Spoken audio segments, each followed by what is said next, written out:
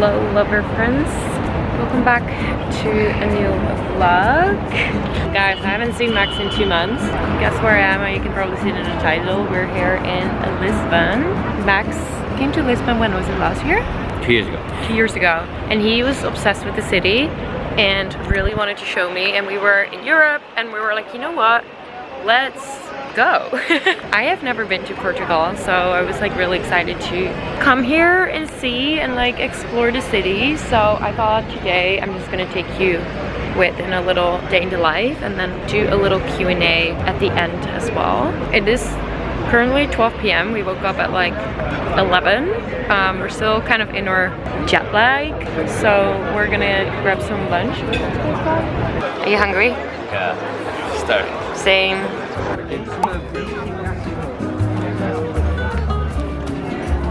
They put like what, oil on it? Oil. That's so good. We got paella, we got seafood. What else do we got? Some garlic rice. Garlic rice, of course.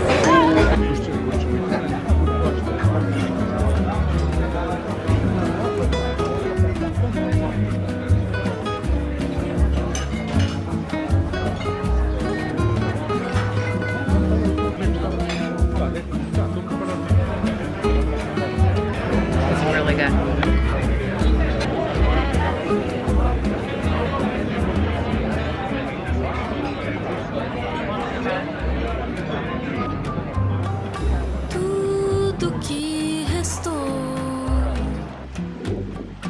Dessa fantasia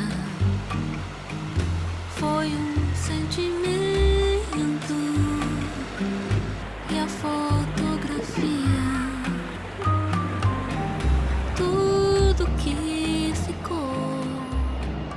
Honestly, Lisbon is so pretty, you guys. It has all these like really cute little houses with little colors and beautiful fountains. We arrived yesterday and we've just been walking around. It feels like a little bit more like chill. I don't know, Barcelona, whatever. I feel at the beginning of our relationship, Max and I used to travel a lot, and I feel that's when we used to do a lot of the travel vlogs. I'm not gonna lie, I miss it. Doesn't it give you a little flashback? A little bit. A little bit.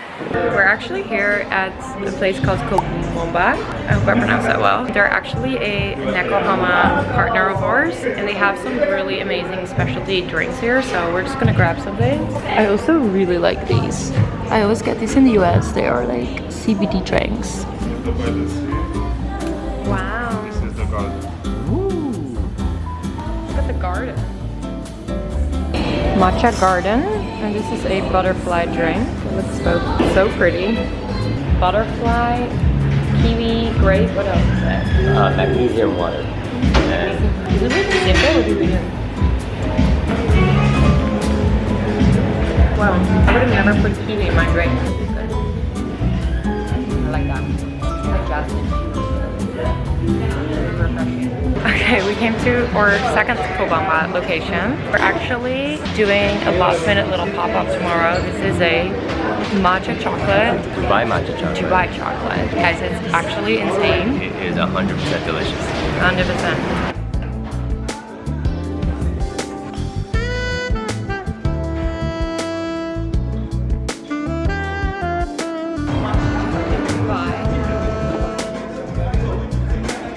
I honestly wish we could make a product like this in the US.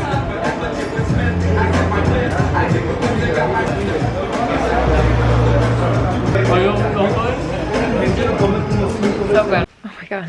We just got back into the hotel and there was like a really weird smell in our room, almost like cigarette. So the manager came and also smelled it and was like, oh no, you guys should move rooms. So I just arrived in a new room.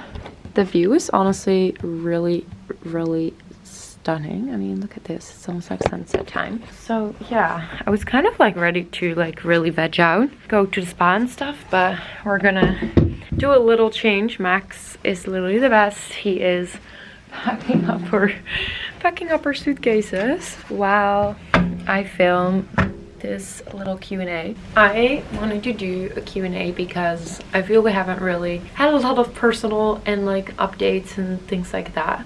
So I posted on my Instagram stories. So let's see what you guys were all asking.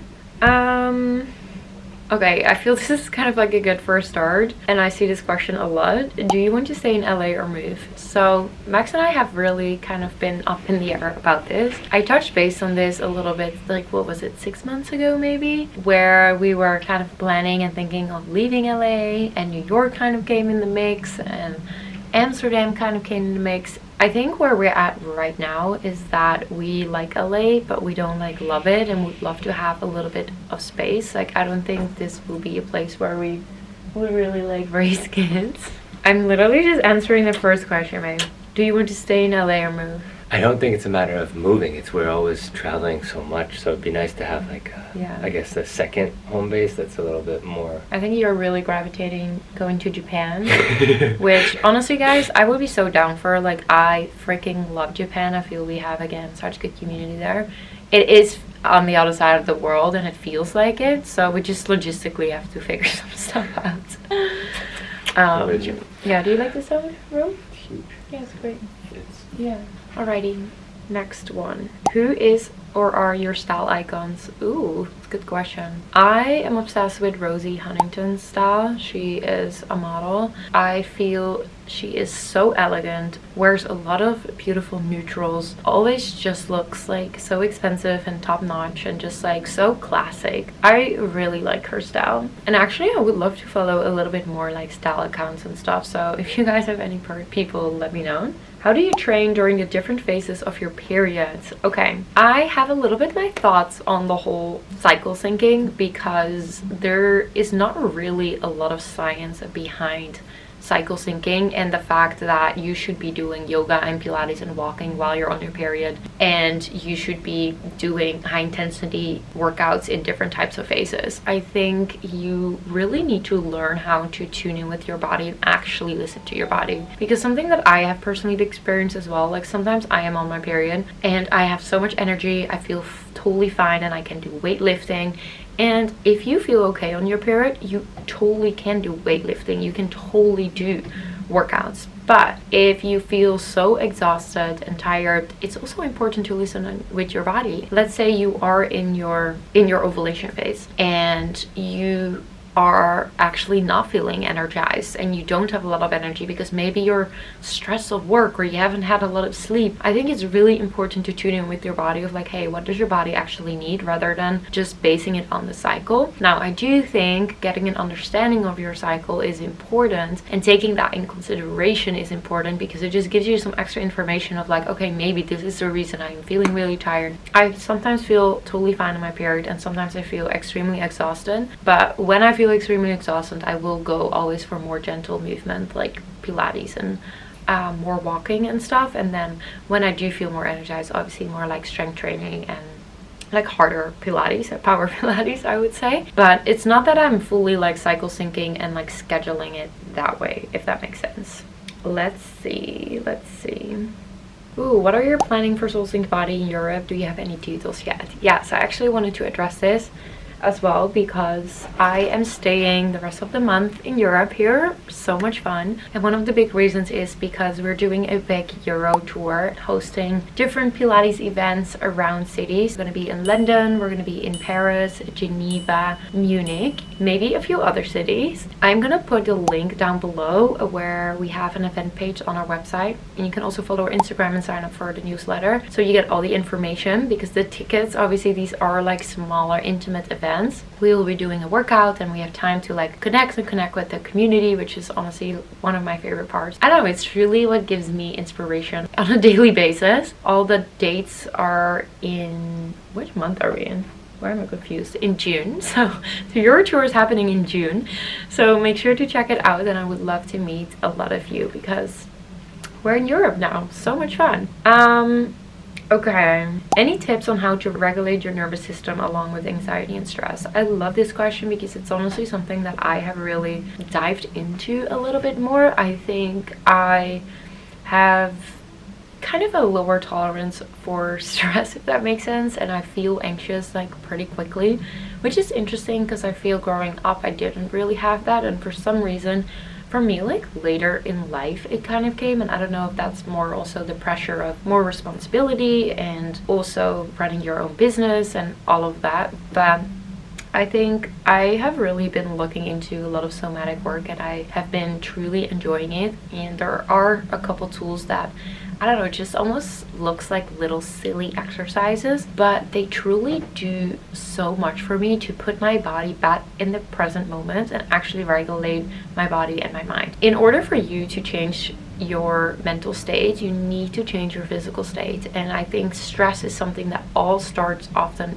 in the mind and then the body like responds to it. So a little thing that I do every morning, I do some breath work. I do a little morning meditation, like something from Soul Sing Body app, or I play some like music, and I just do like one song, like 3 minutes, like nothing crazy, something that I can do consistently. And then throughout the day, for example, if I start to feel kind of stressed out, what I do is I go for a walk, or I do a little exercise where I come back to the present moment and back to my present body. I will like focus on one color, for example. So I will focus on the color green, and basically on my little walk I will look at all the green things and actually like name them. I'll be like, oh, 3, or I will be like, oh, pants or shoes, oh, bin or car. What this does, it brings your body and your mind back into the present moment. And I know this sounds like such a silly little exercise, but it actually really helps regulate my nervous system in the moment. Another one that works really well for me is humming. So you're actually like sitting down, and sometimes it's even like touching your body first. So I will just like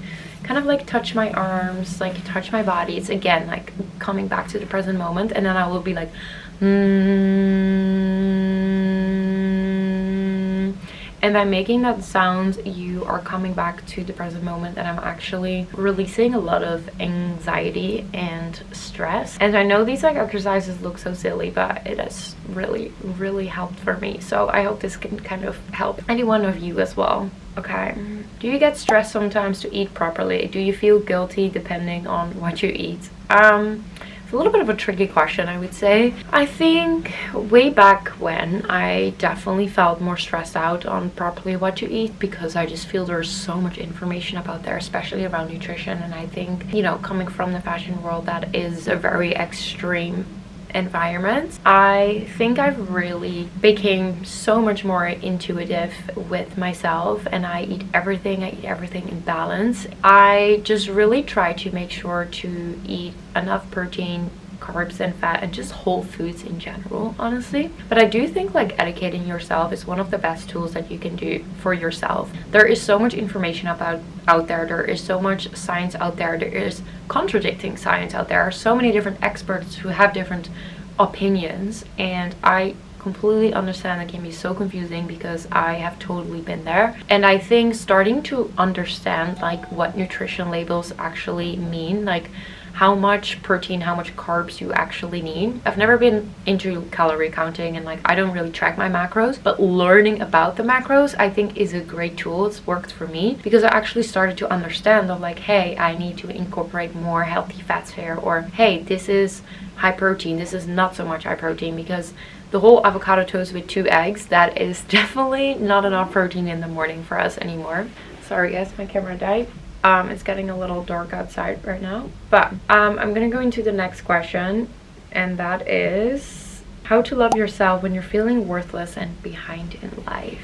I wanted to really address this one because I feel this is something that we're truly all going through. And I think if you think that everyone has this figured out, every person, even big celebrities I know, people who've made it in business, millionaires, all go through a time of not feeling worthy. It is such a human experience. I definitely think there are a lot of tools that you can put in place to practice self-love, and it is actually a practice that you have to maintain and upkeep all the freaking time. And I know it is so hard.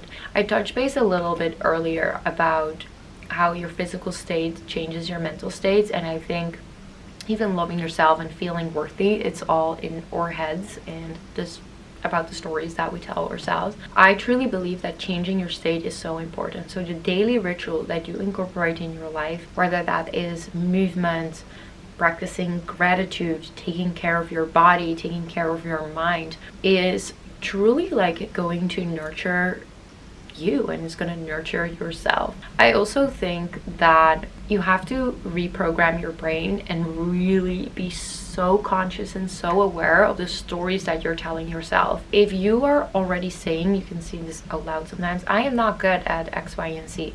I can't do this. I can't get started, or like, I suck at this. Words mean a lot. So you have to start reprogramming yourself. You have to start saying out loud, I can do this. I am capable. I am enough. And whether you're just writing it out, it's a tool that I've recently been incorporating a lot. Like, I will write these things in my journal, but then I will after actually say it out loud and repeat it, and sometimes even say it in a mirror. It's so silly, but these little exercises truly help so much. I also think a really important thing is to feel worthy and to feel self-love is that you have to raise your standards, and you have to stop doing the rituals and the habits and the routines that make you feel stuck. So whether you're laying in bed or postponing everything, procrastinating, like, this is really where that sense of unworthiness comes from. Raising your standards, starting to act like the person you want to become, adapting those little routines, and also setting boundaries with yourself, setting boundaries with others. I do really think that people treat you the way you let them treat you. And I think we sometimes really forget that. And I think boundaries there are something super, super important. You know, when it really comes to self-love, I think something that I really found a lot of help in is to stop judging yourself. We are our absolute biggest critics. If you really think about it, like, people are so busy with themselves, like, they're so busy with themselves, and starting to like shed that away, just really diving deep into the core you and exploring that, and always prioritizing that emotional growth there, I think is so important. Like, this is why I always do these little rituals and my little habits, and I make those routines, because whenever I have a bad day, or whenever I don't feel worthy, or when I, you know, maybe don't love myself so much, I fall back on these routines, and I think it's a very good like safety net for me to just really feel good. But you have to start, and you have to keep choosing you, and you have to lay out that path, and you have to start behaving like that person like you want to become. I know this was a really long answer, but that's kind of where my head went. Do you get filler? No, I've never gotten filler. I really also don't like the look of filler. You just can always see it, and it looks weird. I never feel it looks good on people. You can kind of see it's fake, and it just also freaks me out. Like, it's just something plastically in your face. So yeah, never got a filler before. How to find your purpose? Wow, that's a really deep question. Today's society, we put a lot of pressure on finding our purpose, and I think also a lot of people in their 20s, like, I think that is kind of the journey of like, oh, I need to know my purpose, I need to know like where I'm going, like I need to know what I'm doing. And honestly, I think if you're feeling that in your 20s, let's say you're in 20s now, and you're feeling that like urge of like, I don't know what my purpose is, I don't know where I'm going, just follow along on the journey and just enjoy it. I also think that in your 20s, it's so important to just try different things and just see what works, see what you enjoy, see what fuels you, see what makes your heart full. And I think you really don't always have to like fully figure that out. And like, your purpose can be building the biggest business. Your purpose can also be being an amazing mother at home. Like, there is so many different ways that purpose is defined, and I think sometimes we put a little bit too much pressure on like what that purpose is instead of enjoying the ride. And I think if you are really looking for that purpose, I would recommend to just like really say yes to a lot of opportunities. Just try different things out. I don't know, travel, try different types of jobs, have different friends, like all of it. Those experiences started to give me a sense of purpose of what I enjoyed, what fueled me, and what I bring back to the world. What is one thing that you're proud of for yourself for? Oh my god, this is such a hard question, to be honest. I think I honestly need to remind myself of this sometimes, because I feel I can be so hard on myself, and it's something that I've actually been learning how to kind of, you know, let go of. And I do feel that I am proud of the life that I have built, and also just the freaking amazing community that I have here on YouTube, and that I get to call this my job, to be doing like all this cool and awesome stuff. And honestly, that is mainly because of you guys. So that is truly what I just wanted to say. But I don't know, I think like from living on the countryside in like the Netherlands, like I grew up in a town with like 1,000 people, to being here in the US, like I just am so grateful for the opportunities, but also I do feel proud. Like I have worked so hard, and I've worked my absolute ass off, like from 18 on, in the whole modeling industry. Like it was, I lived on an airplane for like 4 years straight. I was working every day, had not a single day off. It was honestly just so crazy, and I think in the moment it just didn't even register me. And I think now I do look back at just like my kind of my journey there, that I'm like, oh, I think I'm proud of that. And I do feel, honestly, I need to say that more often. I'm trying to remind myself of something I'm working to in like therapy as well. And yeah, I think that's what I'm proud of. Let's see. What is the memories that you're excited to create this year summer, looking forward to? So I actually did put an intention for this word for this summer, and that was the word play. I think in the past years, I feel I've gotten like pretty serious, if that makes sense. A lot of our trips were like work related and all of that, and I think the word play, like really tapping into that inner child, being playful, dancing, and just not feeling really pressured from myself, just really embracing that energy, I think is something that I really put as an intention for this summer. And I'm also really excited for this Euro summer tour with Souls and Body, because I think we get to play a lot, do the in-person events, and then obviously Max and I are reunited. He was working on the farm, guys, for 2 months, which was so crazy. We're back now, we're reunited, and I think that is really the intention for this summer.